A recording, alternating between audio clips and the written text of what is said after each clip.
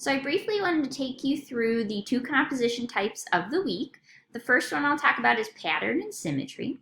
Symmetry is the idea that things on the left side of the picture are exactly the same or very similar to the things on the right side of the picture, so it sort of looks like a mirror image. So you can see that kayaker, the oar on the left looks really similar to the oar on the right, the reflections in the water look similar, and it's the idea that that is really pleasing to the eye, that kind of mirror image reflection. And then the idea of pattern is just things are repetitive. So you can see with that sort of overgrown tunnel kind of building apartment looking up that the balconies look really similar, the lines in the building look kind of similar, and that is pleasing to us to look at.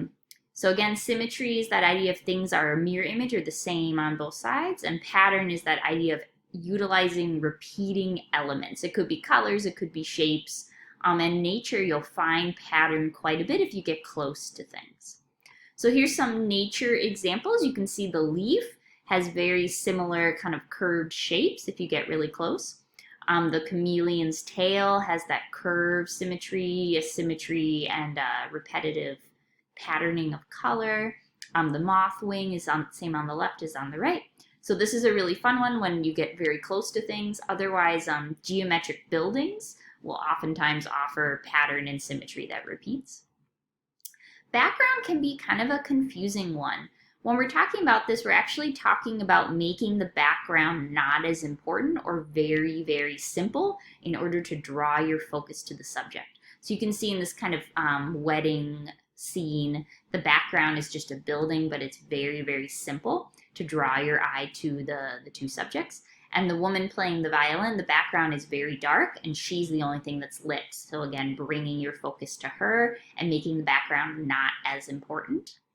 So you can see here some examples. The ladybug, the background behind it is very, very blurred out. That's a lot of times the way people make background less important. Or the icicles, it's just kind of a dark gray to bring your attention to the light gray or the white color of the ice.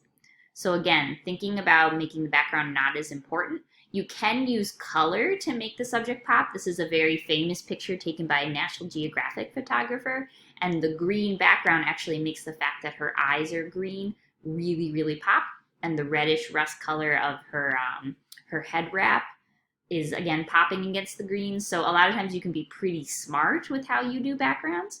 You're just using it to enhance the subject is the big thing. And in nature photography, you see this a ton because we really want to showcase the nature we see. So here you see this really beautiful bird and the green color behind is just kind of faded. It's just little pops of color to make the subject really the focus. And that is it for the week. Again, you're looking for pattern and symmetry and you're looking for a picture with a very simple background.